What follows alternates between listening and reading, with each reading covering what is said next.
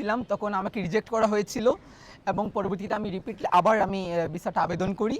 তার পরবর্তীতে অনেক সময় আমাকে ওয়েট করতে হয়েছিল, বাট আমি একটা কথা আগেও বলেছি যে লিগ্যাল প্রসিডিউর মেনটেন করে আমি গিয়েছি এবং এটা আমি সম্পূর্ণ আমার সেলফ আমি এটা করেছি। জি,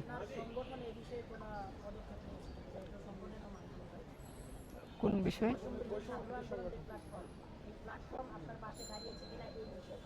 হ্যাঁ, আমি কিন্তু আমার বক্তব্যের শুরুতে আমি বলেছি যে আমি বৈষম্যবিরোধী ছাত্র আন্দোলন হবিগঞ্জ জেলার সদস্য হিসেবে দায়িত্বরত আছি।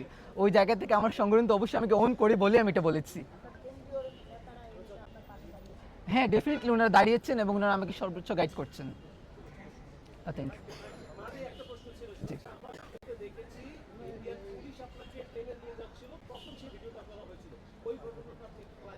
কোন কোন কোন ভিডিও আমাকে দেখেছেন? I am sorry.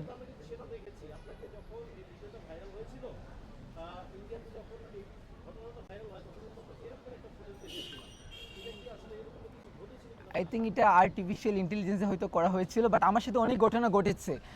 প্রথমত হচ্ছে আমি পরবর্তীতে বাংলাদেশে আসার পর তাদের বিভিন্ন ফেসবুক পোস্টের মধ্যে আমি জানতে পেরেছি এবং বিভিন্ন তথ্য প্রমাণ আমি যখন কালেক্ট করেছি জানতে পেরেছি। প্রথমে তারা হচ্ছে ভারতীয় যে ফিনল্যান্ড ভিসা সেন্টার ওটার নিচে তারা অপেক্ষা করেছিল যে আমাকে ওইখান থেকে তারা তুলে নেওয়ার জন্য, এবং ফর্চুনেটলি আমি এখান থেকে 30 সেকেন্ড বা 1 মিনিটের জন্য আমি এখান থেকে আমি কিছু করতে পারি নাই। এবং তার পরবর্তী সময় আমি যখন হোটেলে আসি, হোটেলে যে সিচুয়েশনটা ক্রিয়েট করা হয়েছিল দেখেন, আমি হোটেলের মধ্যে আমি অবস্থান করছি এবং বাহিরে বিভিন্ন টিম ওয়েট করছে, আমার দরজাতে ধাক্কানো হচ্ছে, আমাকে কোনো ধরনের কথা বলা হচ্ছে না, নন স্টপ অ্যালার্মিং বেল দেওয়া হচ্ছে। আমি দেখতে পাচ্ছি যে আমার রুমে কেউ, আমি যখন বাইরে ছিলাম কেউ আমার রুমে প্রবেশ করেছে। এটা খুবই ক্লিয়ার যে এটার সাথে হোটেল ম্যানেজমেন্টও জড়িত ছিল। এবং পরবর্তী সময়ে আমার যেটা ধারণা হয়েছিল, ওরা হয়তো অন্তত এটা লোকেট করতে পারেনি যে আমি কোথায় ছিলাম, এটা বুঝতে পেরেছিল, কিন্তু কোন হোটেলে ছিলাম তারা ওইটাকে লোকেট করতে পারেনি। তারপর সন্ধ্যার পর যখন ওনারা হয়তো এটা শিওর হতে পারেন আমি এখানে আছি কি না, তার পরবর্তী সময়ে আমি দ্রুত সময় এখান থেকে এক্সিট নিয়ে আমি হচ্ছে আমার শুভাকাঙ্ক্ষীর বাসায় যাই। এবং তার পরবর্তী দিন আমি আমার ফ্লাইট হচ্ছে 12:40 ছিল এবং এয়ারপোর্টে আসার পর আমাকে ইমিগ্রেশন অফিসার আমাকে আটকে দিলেন, যে আমাকে বলা হচ্ছিল যে আপনি কি আরইএসিডি লিডার মাহদি হাসান, যে আপনি বৈষম্য বিরোধী মাহদি হাসান কিনা, এটা বলে আমাকে আটকে দেওয়া হয় এবং এখানে প্রচুর পরিমাণে আমাকে হেনস্থা করা হয়েছে। আমাকে খুনি থেকে শুরু করে বিভিন্ন ধরনের ব্লেম, ইনফ্যাক্ট বলা হচ্ছিল আমরা নাকি বাংলাদেশে সনাতন ধর্মাবলম্বীদেরকে আমরা নাকি গণহত্যা করছি, আরও বিভিন্ন ধরনের বিভ্রান্তিকর তথ্য।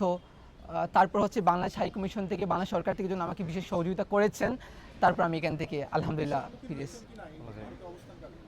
প্রচুর হুমকির সম্মুখীন হয়েছি এবং সবচেয়ে খারাপ যেটা হয়েছে, আমার ব্যক্তিগত নাম্বার চরমভাবে ভাইরাল করে দেওয়া হয়েছিল, যার কারণে আমি ভারতে থাকালীন নন স্টপ এত পরিমাণ হুমকি এসেছে। আমি যে দেশে কারোর সাথে যোগাযোগ করবো যে আমি এটাকে কীভাবে আমি সলিউশন করবো, আমি কীভাবে এটা থেকে আমি বের হয়ে আসবো, এরকম সুযোগই ছিল না। আমি নন স্টপ আমাকে কল আসছে, ইনফ্যাক্ট আমার এখনও অনবরত আমার বিভিন্ন নাম্বার থেকে, এবং এটা মোস্টলি হচ্ছে ইন্ডিয়ার নাম্বার থেকে আমার কল আসছে, এই আর কি।